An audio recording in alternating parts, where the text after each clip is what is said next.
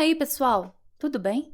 No filme de hoje, a família do oceanógrafo Tom, sua esposa Julia e seus 2 filhos, Cassie e Ben, partem em uma viagem de iate no Mar do Caribe. Enquanto Tom e Ben estão ocupados pescando e Cassie está entretida com seus fones de ouvido, Julia decide mergulhar durante aquela agradável tarde de sol. De repente, algo a perturba. Julia olha ao redor, mas o mar continua calmo como sempre. No entanto, ela sente uma distinta sensação de pavor, como se algo grande e perigoso estivesse circulando ao seu redor. Ao mesmo tempo, os instrumentos no iate começam a agir estranhamente, mas Tom, preocupado com a pesca, não dá a devida atenção aos aparelhos. Enquanto isso, Julia se sente pior e eventualmente começa a se afogar. Ela grita, mas a família não a ouve. A água parece se mover e puxá-la para mais longe do iate. Conforme a situação se torna crítica, Tom finalmente ouve a voz dela. Ele corre para o leme e o iate se move em direção a Julia. Com a ajuda das crianças, eles a puxam para bordo e a reanimam. Tom fica bravo, pois ele sempre pede que os nadadores notifiquem os outros quando entrarem na água. Julia pede desculpas e o incidente é logo perdoado. Além disso, a família tem um motivo para comemorar: o aniversário de 13 anos do filho deles, Ben. Tom acende as velas do bolo e todos parabenizam o garoto, que recebe presentes, enquanto Cassie tira uma foto em grupo da família feliz. Nesse momento, o namorado de Cassie liga para ela. Ele pergunta sobre o mergulho, mas de repente, uma tempestade intensa é percebida no céu da cidade. Cassie fica preocupada, mas seu namorado a tranquiliza, dizendo que ele está seguro. A conexão é cortada. Cassie conta aos pais sobre a tempestade em terra, mas então todos sentem alguns solavancos, correm para o convés e veem enormes carcaças de baleias surgindo ao redor do iate. Tom explica que às vezes as baleias ficam desorientadas durante as tempestades, mas esses animais estão empurrando a embarcação, ameaçando sua segurança. Tom mergulha na água e logo retorna a bordo, ferido. Enquanto tentava apurar o que estava acontecendo, ele se cortou na hélice. Julia costura o corte no ombro do marido e ele explica que os eixos do iate pareciam tortos, provavelmente por causa da batida de algum animal. Agora, é improvável que consiga navegar para longe. Mais tarde, Cassie tenta restabelecer a comunicação, mas não há sinal. O rádio também não está captando nenhum canal aberto de comunicação. Tom começa a calcular seus suprimentos. Há água suficiente para cerca de 4 dias, mas eles estão em uma rota de navegação. Então, alguém certamente os encontraria. No entanto, sons ameaçadores vêm de fora. Quando a família sai para o convés, eles veem objetos brilhantes caindo do céu. Eles caem cada vez mais perto e Tom, arriscando-se, liga o motor. Ele consegue afastar o iate do meteorito, mas o motor é eventualmente danificado. O próximo objeto cai tão perto que a família consegue ver que há satélites artificiais da Terra. Um vento forte começa a soprar e os instrumentos ficam descontrolados. A família, aterrorizada, se esconde dentro do iate, que está sendo sacudido pelas ondas. Eles colocam coletes salva-vidas e se preparam para o pior quando um estranho som de campainha é ouvido, causando sangramento nasal e náusea. Tom tenta sinalizar por ajuda com uma pistola sinalizadora, mas é tudo em vão. A família mal sobrevive à noite. De manhã, eles ficam aliviados por se encontrarem vivos, mas há um buraco enorme na lateral do iate, e não está claro porque eles ainda estão flutuando. A família sai e congela de espanto. A água se foi, e seu barco está parado em um afloramento rochoso no meio de um deserto pedregoso onde antes havia o oceano. Algum tempo depois, Tom tenta tranquilizar sua família, dizendo que nem todos poderiam ter morrido. Ele faz medições e percebe que a bússola está descontrolada. O norte não está onde deveria estar. Isso significa que os polos da Terra se inverteram. Tal coisa já havia ocorrido na Terra antes, mas há muito tempo. Acontece que o mar recuou para onde a Terra costumava estar, e muito provavelmente a humanidade pereceu. Cassie não consegue suportar essa revelação e corre para a cabana, pedindo para ser deixada sozinha. Julia vai fazer o inventário dos suprimentos restantes, enquanto Ben solta um enorme monte de balões coloridos no céu, esperando que os sobreviventes venham em seu auxílio. Enquanto isso, Tom liga o rádio, enviando sinais de socorro. Inesperadamente, ele ouve uma resposta. É de Naoto, o tripulante de um pequeno submersível. Ele estava bem fundo quando a catástrofe aconteceu, sendo o motivo de sua sobrevivência. No entanto, todos os sistemas de comunicação falharam, e esperar ajuda era inútil. De acordo com seus cálculos, o mar retornará em cerca de uma semana, e será severo. Então um homem os aconselha a encontrar um lugar mais alto e ficar ficar por lá. Julia ordena que as crianças arrumem suas coisas. Tom pergunta diretamente ao tripulante se ele pode salvar seus filhos. Naoto explica que o submersível é muito pequeno e, infelizmente, o parceiro dele havia falecido e ele só pode levar uma pessoa. Após alguma persuasão, Tom convence Naoto a levar as duas crianças e ele fornece suas coordenadas. Tom traça um curso no mapa náutico e promete chegar ao local em alguns dias. Na manhã seguinte, a família está quase pronta para embarcar em sua jornada. Tom pisa no convés e, de repente, vê um homem com um cachorro se aproximando. Ele caminha em sua direção e o cumprimenta, mas percebe que o homem está ferido. Ele oferece um pouco de água ao viajante. O homem bebe e então, de repente, dá um soco no rosto de Tom, testemunhado por Julia. Ela corre para o marido, enquanto o viajante enfia uma lança improvisada no peito de Tom. O cão mantém Julia afastada, embora ela mesma congele de horror. Percebendo que não há como salvar o marido, ela corre para o iate. O homem a persegue, machucando seu braço. No entanto, Julia sobe no convés e as crianças, ouvindo seus gritos, correm para ajudá-la. Juntas, elas barricam as portas da cabine. Depois disso, Julia esconde Cassie e Ben em um armário, dando à filha a pistola sinalizadora e instruindo-a a atirar apenas como último recurso. Enquanto isso, o assassino tenta arrombar as portas e eventualmente consegue. Julia se esconde no banheiro, remendando seu ferimento. Ao entrar, o intruso vai direto para a cozinha e pega um pouco de comida. É claro que ele está com muita fome. Segurando uma lata de comida, o homem começa a revistar o iate, enquanto Julia se arma com uma faca de cozinha. Ele entra na cabine, mas a mulher salta para a terra, escondendo-se sob o iate. O assassino espia pela abertura, mas não a encontra. No entanto, o cachorro ataca Julia, forçando-a a se livrar dele. O homem ouve o grito, sai e encontra o corpo do cachorro. Enquanto isso, Julia sobe de volta no iate pelas vigias do lado oposto. Ela cai direto nas mãos do assassino. Ele bate nela e a joga em um sofá e agarra sua garganta com a intenção de estrangulá-la. Cassie testemunha tudo isso e percebe que é o último recurso. Ela atira no homem. O tiro o joga para o lado, mas o sinalizador incendeia o iate. Julia ordena que as crianças fujam, enquanto ela se esgueira para dentro da cozinha. O assassino, apenas ferido, tenta atacar novamente. Julia o chuta para longe, pega as malas prontas e pula em terra firme, onde Ben encontra o corpo do pai. Cassie corre até o cadáver e chora sobre ele. Julia beija o marido falecido, mas ao ver o assassino pular do iate em chamas, ela pega as crianças e vai embora. O barco explode atrás deles. A família corre pelo deserto e logo se abriga em um cânion rochoso, onde corre um riacho. No entanto, a água é salgada e intragável. Cassie compartilha uma pequena quantidade de água com seu irmão, mas ele se recusa a beber. O garoto se sente culpado, acreditando que o assassino veio porque viu os balões. Cassie também expressa esse pensamento, mas Julia ordena que ele pare e defende seu filho, explicando que ele não quis fazer mal algum. Ela diz às crianças para se recomporem, pois uma longa jornada as aguardava, e então ela avista o assassino novamente, ainda seguindo implacavelmente seu rastro. A família se apressa. Naquela noite, Ben encontra a carcaça de um tubarão-martelo e tenta matá-lo, mas Julia vê o perseguidor e ordena que as crianças corram. Eles logo se deparam com um campo de barris de lixo tóxico, outrora inundados, mas Julia incita as crianças a seguirem em frente, apesar da ameaça de contaminação, sabendo que o assassino ainda está em seus calcanhares. A família caminha ao longo do antigo fundo do oceano, serpenteando por pilhas de plástico e outros lixos despejados por humanos. Logo, Julia percebe que Ben está severamente desidratado e lhe dá as últimas gotas de água. Cassie tem um colapso, convencida de que não tem chance de sobrevivência, mas Julia ordena que continuem se movendo. Eventualmente, eles encontram a fuselagem de um avião que caiu no mar e rastejam para dentro para descansar. Julia examina a última foto de sua família e conta a história de seu primeiro encontro com Tom, que aconteceu em um hospital, para onde Tom foi trazido com doença de descompressão após um mergulho fracassado. As crianças choram, lembrando-se do pai e dizendo adeus a ele. À noite, Cassie é acordada por um barulho e sai para sentar-se perto do avião. Saindo da escuridão, o assassino se aproxima dela, sem saber que a menina está agindo como isca. Enquanto ele se prepara para agarrá-la, Julia o embosca, esfaqueando o homem e protegendo com fervor a sua família. Ao amanhecer, eles se preparam para seguir em frente, apenas para descobrir que o corpo do assassino foi vasculhado, um sinal de que algo ainda mais perigoso do que humanos espreita no deserto, mas eles continuam seguindo as coordenadas. Julia consulta o mapa, enquanto Ben, de repente, corre na frente. Sua mãe grita para ele parar, mas o garoto corre em direção a uma poça salgada e consegue beber alguns goles. Julia o arrasta para longe, mas o garoto fica doente. Logo, eles encontram algumas cadeiras de plástico e constroem um abrigo improvisado sob o sol, repousando dentro dele. De repente, Julia ouve sons estranhos. Ela sai e vê que algo a força a acordar as crianças. Percebendo o novo perigo, eles começam a correr. Logo, eles avistam avistam um grande navio à distância, cercado por contêineres acidentados e algumas pessoas vagando. Julia os chama, mas eles, vendo milhares de caranguejos gigantes, correm para dentro do container e trancam as portas, ignorando seus apelos por ajuda. A família consegue subir, mas os caranguejos ferem Julia na perna. Enquanto isso, Julia, Cassie e Ben sentam-se e observam os caranguejos penetrarem por uma fresta nas portas, finalizando os homens lá dentro, apesar das tentativas das pessoas de afastá-los. Julia amarra um cachecol em volta da perna e desmaia. Na manhã seguinte, ela acorda sozinha, aterrorizada, e chama pelas crianças, mas acontece que os caranguejos se mudaram e as crianças desceram para procurar comida e armas. Julia cauteriza seu ferimento enquanto Ben examina as armas encontradas. Vasculhando os contêineres, eles encontram uma pequena quantidade de comida e água. No bolso de um dos mortos, Julia encontra um rádio e contata Naoto. Ele responde, explicando que também foi atacado por artrópodes de águas profundas. Com base em suas observações, o mar retornará em breve, e é por isso que as criaturas surgiram. Julia implora para que ele salve seus filhos, mas ela não tem certeza para onde ir porque perdeu o mapa. Naoto dispara um sinalizador. Ben vê no alto a sinalização e a família corre em sua direção. Logo, eles veem um submarino amarelo à distância, mas alcançá-lo é difícil devido ao terreno do antigo leito marinho. Cassie não gosta da conversa da mãe sobre salvar as crianças, mas Julia se recusa a responder e empurra a família para a frente. Eles são forçados a passar por um cânion contaminado com lixo tóxico. Em um ponto, eles são pegos por um deslizamento de pedras e Julia se separa das crianças. Ela ordena que eles continuem e quando Cassie se recusa, Julia implora para que ela salve seu irmão. Cassie e Ben conseguem sair do cânion e chegam ao submarino, mas lá dentro não há ninguém. De repente, Naoto, gravemente ferido, emerge de trás do barco. Ele admite que não tem chance de sobreviver e ordena que eles subam a bordo, mas Cassie volta para buscar sua mãe, que está se defendendo dos caranguejos emergentes. Com as munições quase esgotadas, Cassie escala a barreira de pedra e estende a mão para a mãe. Elas conseguem alcançar o submarino no momento em que os caranguejos invadem Naoto, que morre em suas garras. A família sobe a bordo, e então uma onda do oceano surge no horizonte. A água levanta o submarino e o arrasta pelas pedras, e enquanto Julia observa tudo o que aconteceu nos últimos dias passar diante de seus olhos, ela desmaia. Quando acorda, ela encontra o pequeno submersível parado. Julia abre a escotilha e a família emerge para encontrar uma cidade em ruínas devido ao deslocamento das ondas. Agora, novamente, terão que sobreviver a mais essa situação. E é assim que o filme acaba.